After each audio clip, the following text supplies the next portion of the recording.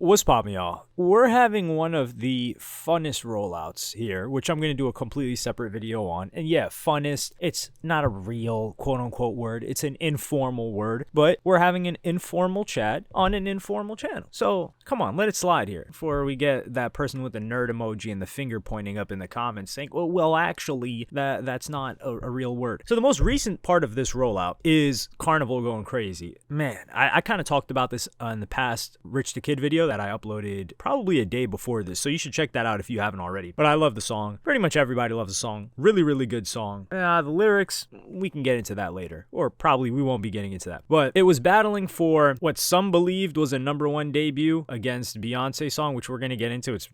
We'll get into it. So Taylor Swift fans decided to post the following, and Ye posted this on his Instagram, where it says, Swiftie emergency, red alarm, red alarm. Beyonce's B emoji, crown emoji, new single, Texas Hold'em, is challenging Kanye West, skull emoji, skull and crossbone emoji, for a #1 debut on the Billboard Hot 100. Let's buy and stream Texas Hold'em to block him from the top spot. Remember, he just dragged Taylor on his latest Instagram story. I don't think he did that, but Ye replies, and he says, when I said that I'm the new Jesus, I wasn't even thinking about Taylor Swift. That was a whole line before, but I appreciate the free promo. Lil Wayne actually mentions Travis Kelce on Vultures too. This album is actually super positive and fun. It's all about triumphant. Last year was incredibly challenging for me, my wife, my children, friends, and family. I've been banned from hotels, kicked out of companies, and even not allowed to eat in some restaurants. Everyone saw Vultures 1 get taken off of platforms to limit our first week numbers. This reminds me of the mistreatment of my people because of the color of our skin. Remember, I was on Taylor's side when Scooter bought her masters behind her back. Conveniently also, Ye had an issue with ownership and his music at the same time, so it served his purpose to be on Taylor's side at that point. She and Beyonce are big inspirations to all musicians. We always say how both sell out tours and movies.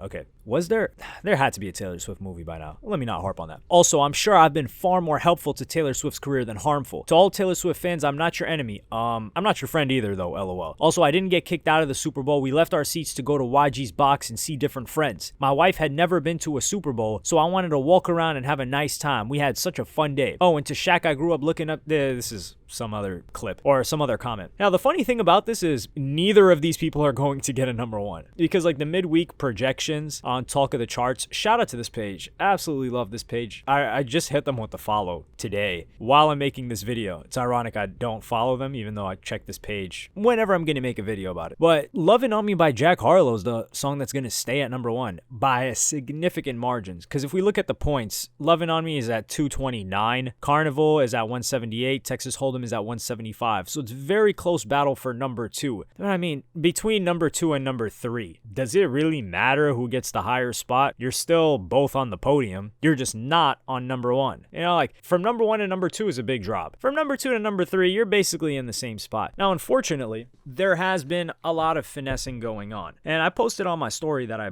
actually downloaded iTunes just to buy Carnival because sales are worth, I think direct sales are worth more than radio. But that's how 6ix9ine was able to go #1. But radio is still worth a lot. So I bought it and I posted on my story that y'all should buy it because this is an independent thing. This is, like Ye said, this is him coming out of the past year's damn near trauma to triumph. And I think that's beautiful to see. And he's independent. Now, people create all this cap saying, yeah, no playlisting, no nothing. He's got like 6 songs on Rap Caviar. Like, come on, let's be real here. We can support a movement and say this was independently released and probably he's not really getting radio play without saying, oh yeah, he's also blackballed and he's not getting playlisting. He's getting playlisting. The interesting thing is though, when I was on iTunes, when you look at today's hits, right, you don't see Ye anywhere on there. Despite the fact that if you go to the charts, Ye is in the top 2 right now, I believe. If I check the charts right now, it's going to change all the time. He's #4 actually. So #1 is Texas Hold'em. #2 is 16 Carriages, both Beyonce songs. #3 is Texas Hold'em Again, except the clean version. And guess what #5 is? Oh yeah, Texas Hold'em Again, a cappella version. And guess what #8 is? Texas Hold'em Again, instrumental version. Isn't that funny? And this is something that they do to finesse because you can only buy a song once on iTunes per Apple ID account.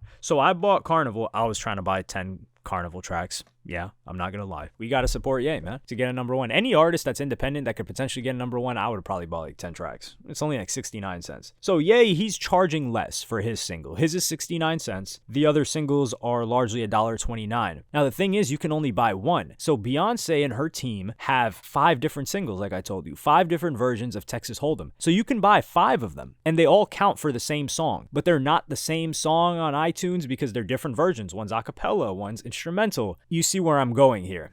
So these are just like finessing games that these companies play and the teams of these huge artists play. Ye, I don't think they like prepared for this. I don't think they were trying to. I don't even think they knew this was going to go that crazy. They definitely knew the song was great and could do a lot, but yeah, unfortunately, that is what it is. But one of the funny things is Ye definitely has to be looking at his DMs or somebody sending it to him, because the picture that I read to you guys from the tweet, instead of the follow button, it says seguir. So that means either Ye's phone is in Spanish or somebody's that has their phone in Spanish is sending it to him. And I doubt that's someone on his team. So that means fans are sending this to him and he's looking at it. I think this is kind of lame, and I don't think like Swifties are really going to try to do the most. I think Beehive is already more than powerful enough on top of the radio play that they've probably got prepared to get this song to number 2, which isn't that crazy. Who would have thought last year, right? Especially after, or a year and a half ago. Nah, screw it. Just last year. If I told you next year, Jack Harlow is going to have a number 1 and Kanye West is going to release a song that's a smash and Beyonce is going to release a song, and on their debut week, they won't even be able to get number 1 because Jack Harlow is going to block out that spot. You'd probably look at me like, you've got to be out of your damn mind. You wouldn't believe it. I wouldn't believe it if somebody told that to me. But yet here we are. I'm still trying to make sense of it. It's one of those things that I can't wrap my head around, similar to CMG's roster. And by CMG, I'm talking about Yo Gotti's record label, but that might be an entire yap session on its own. Yeah, I deviated really quickly on that to another topic.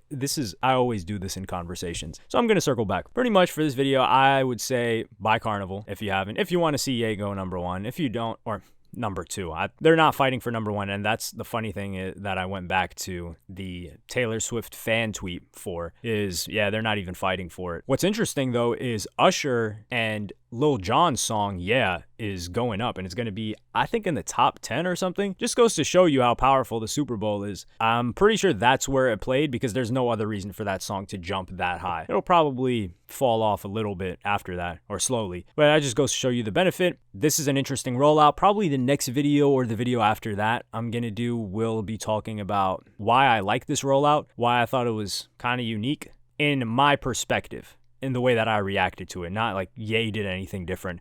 Just the way I interacted with it made the entire experience different for me. So if you don't care what I think about it, then don't watch the video. But yeah, let me know what y'all think about this in the comments.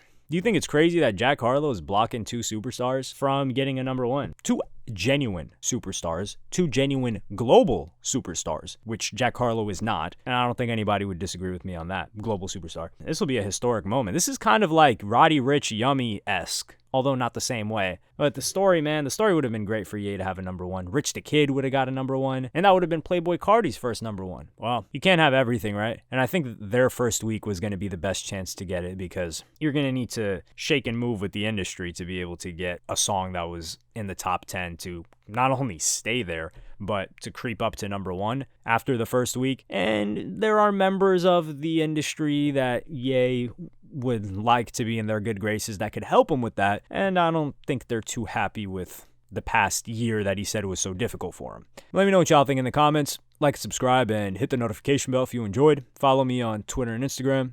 Thank you for watching. Peace.